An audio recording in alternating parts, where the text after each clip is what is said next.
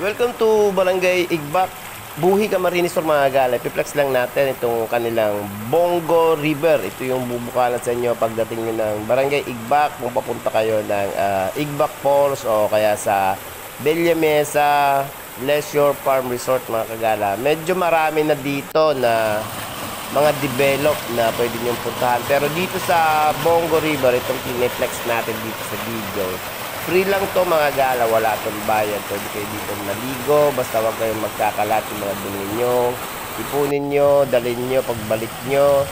I-flex natin mga gala yung Mother Nature Rock Waves and Rock Cliffs dito mga gala na napakaganda. Galing po ito sa Igbak Falls ng Binangkaan Falls. Tapos dito po pababa dito, ito yung tubig na galing mismo sa falls, dito dumadaan. Ito yung tinatawag nilang Bongo River dito sa Barangay Igbak, Buhi, Camarines Sur mga kagala.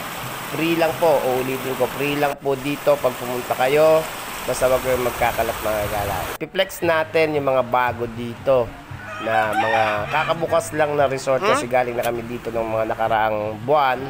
Wala pa po ito. Ito yung mga bago ngayon, meron na sila dito develop na mga kagala. Actually, develop na yung place dito. Develop na dati pero mas nadi-develop ngayon kasi nagdadagdag sila ng mga cottage na pwede nyong option ng accommodation nila dito. Pwede kayong pumili ng swak sa taste nyo, sa gusto nyo, sa gusto nyong vision tsaka accommodation ng mga pagpipilian nyo dito kasi marami na sila mga kagala. Ipiplex ko lang mga kagala, ito yung mga bago nilang cottage na kagagawa lang. Kabubukas lang din ng tong resort na to mga kagala. Isa to sa mga pwede nyo pagpilian pagpasyal nyo dito o pagpunta nyo dito. Marami kayo dito mga option mga kagala. Ipopost ko na lang dito. Ito yung number nyo na pwede nyo tawagan. Pwede kayo mag-inquire, pwede kayo magpa-reserve regarding sa interest nyo kung kailan kayo pupunta dito mga kagala. Hindi ko na mga kagala mapiplex yung mga prices kasi nagbabago tayo ng araw, buwan, and taon mga kagala. Kaya kung interested kayo sa number na pinost ko sa aking wall, dito sa videos, contact nyo na lang. Tapos doon na lang mag-inquire kasi marami kayo dito pwede pagpilian sa mga accommodation nila ng mga kubo nila, mga cottage nila. Meron ditong overnight, meron ditong morning till afternoon till evening. Meron mga time rate dito mga gala. Depende na lang po yung kung ano yung mga mapipili nyo na sa mga service dito mga gala. Inquire na lang kayo.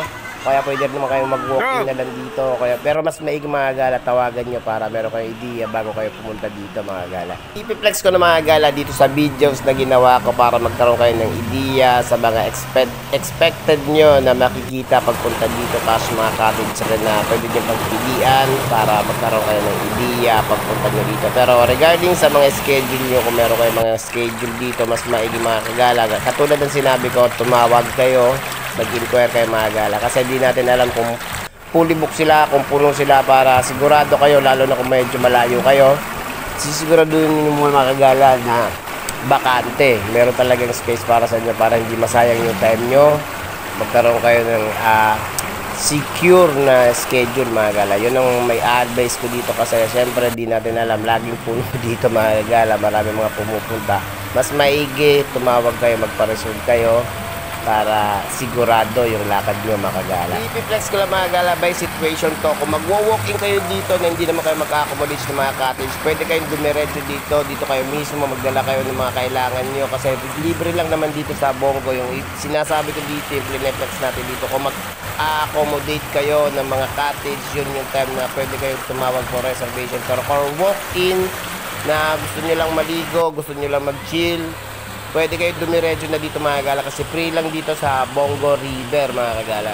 Mga kagala, sa mga nakakapanood ng aking videos, para na siya shoutout ko kayo, please do comment po, tapos make heart or do share kung gusto nyo po yung videos na mga napapanood nyo po. Tapos mag-write down comment po kayo para nalalaman ko, para na siya shoutout ko po yung mga lalong-lalo na po yung laging nanonood ng mga aking videos, mga uploaded videos na ina-upload dito sa aking account dito sa Facebook. Please do comment po kung taga-saan kayo, tapos kung ano mga full name nyo, kung anong gusto nyo magpa-shoutout mga gala para na siya shoutout ko po kayo.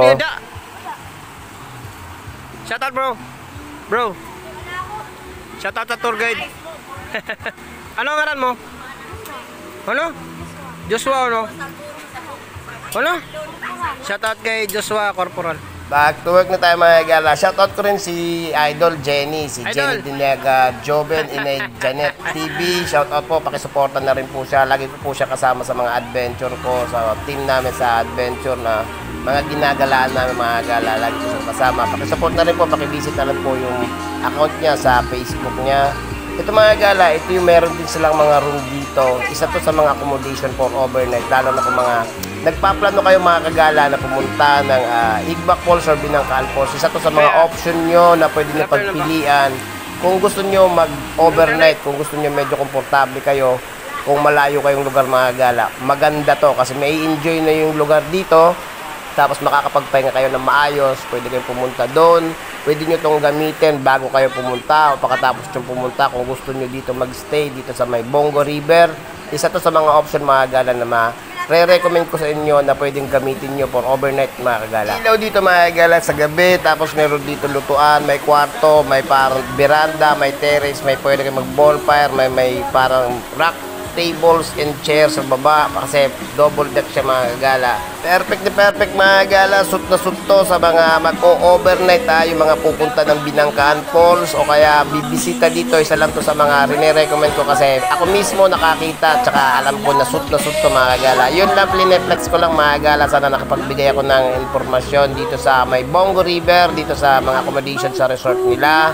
Sana po mapasyalan nyo na lang, na-post ko na yung number na pwede nyo i-contact para matanong nyo mga gala kasi iba-iba yung rate dito. May mga video ako dito na package na kasama ng cottage, ng kubo. Basta mga gala, inquire na lang kayo. Yun na po, salamat sa panonood. Have a blessed day and ciao po lang. Ciao, ciao!